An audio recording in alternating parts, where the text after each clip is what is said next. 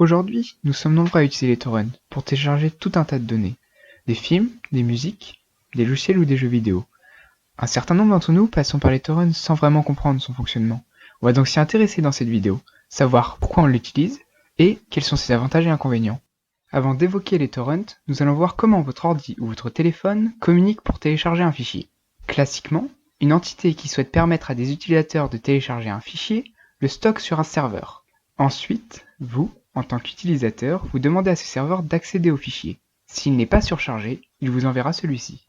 C'est par exemple le cas sur Netflix, où, pour accéder à un film, l'entreprise vous envoie celui-ci via des serveurs dont elle a la propriété. Il n'y a aucun échange entre les différents utilisateurs de la plateforme. C'est dans ce sens que l'on peut parler d'un service centralisé. Cependant, dans le cas où le nombre d'utilisateurs est trop important par rapport à la taille du serveur, le téléchargement devient fortement ralenti, voire impossible. Il existe cependant d'autres protocoles qui permettent de télécharger des fichiers en peer-to-peer. BitTorrent en est un, où chaque utilisateur est à la fois client qui télécharge les fichiers et un serveur qui partage ceux-ci. Le service est donc décentralisé. Cela offre un avantage majeur. Si un nombre important de personnes souhaitent télécharger un fichier et que le nombre d'utilisateurs le possédant est lui aussi important, alors le téléchargement ne pose aucun problème, puisque la charge est répartie sur un nombre important de machines indépendantes. En contrepartie, si peu de personnes le possèdent, alors le téléchargement peut être lent. Pour empêcher ça, de nombreux logiciels clients BitTorrent incitent les personnes qui possèdent le fichier à continuer à le partager. Pour télécharger un fichier par torrent, il faut télécharger un fichier d'extension .torrent ou avoir un lien Magnet. Attends, mais c'est quoi un lien Magnet?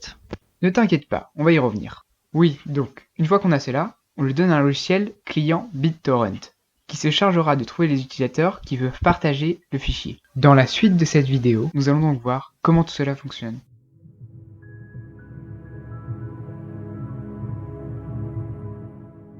Supposons que vous ayez une musique sur votre ordinateur et que vous voulez la partager.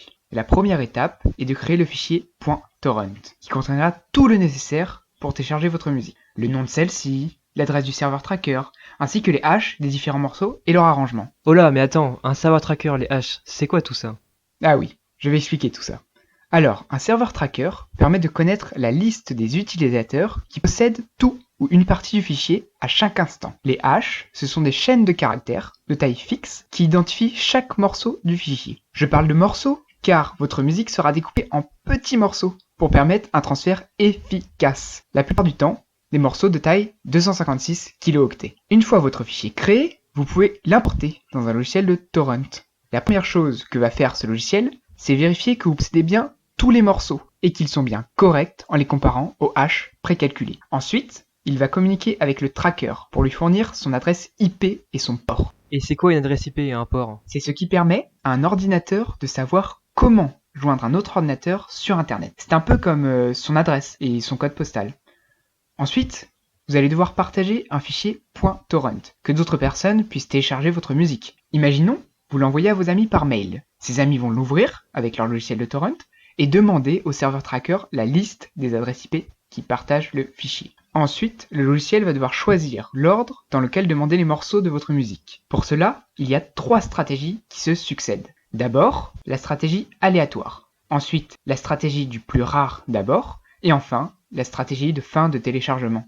Et comment on peut savoir quel est le plus rare? Très bonne remarque. En fait, les différents utilisateurs du réseau s'échangent en permanence des informations pour savoir combien il y a de répliques de chaque morceau. Et à chaque fois qu'un utilisateur a fini de télécharger un morceau, il le dit aux autres. Comme cela, chaque utilisateur peut déterminer le morceau le plus rare, et il va donc le télécharger en priorité. Cela permet de ne jamais avoir un morceau qui ne serait que très peu répliqué. Imaginons qu'une seule personne possède un morceau spécifique. Alors, si cette personne éteint son PC, il n'y a plus aucune chance de finir le téléchargement à 100%. La stratégie de fin de téléchargement, quant à elle, se met en place à la fin, quand il ne vous reste que quelques blocs. Vous demandez donc à tous les utilisateurs de vous envoyer les derniers blocs restants. Cela permet d'éviter le ralentissement observé sur la fin d'un téléchargement. Et la stratégie aléatoire, à quoi elle sert? Elle est utile car au début, nous n'avons rien à partager. Donc, il nous faut récupérer au plus vite des morceaux pour pouvoir les partager sans faire le difficile sur le choix du morceau. Et maintenant, nous allons voir avec qui on partage des morceaux. Bah c'est évident, on partage à tout le monde, on n'est pas égoïste.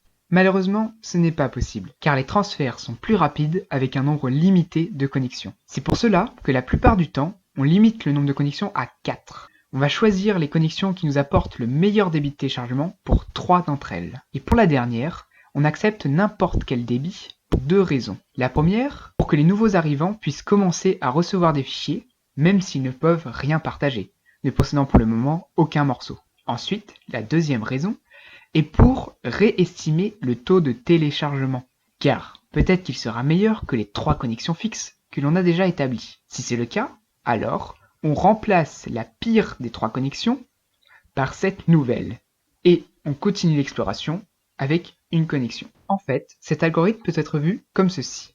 Au départ, on suppose que l'autre va coopérer, et donc on lui partage des fichiers. Et ensuite, on trie pour garder ceux qui coopèrent le plus, c'est-à-dire ceux qui nous offrent la meilleure vitesse de téléchargement. Mais si j'éteins mon ordinateur, plus personne ne pourra télécharger mon fichier. Non, il suffit que tous les morceaux soient disponibles sur l'ensemble du réseau.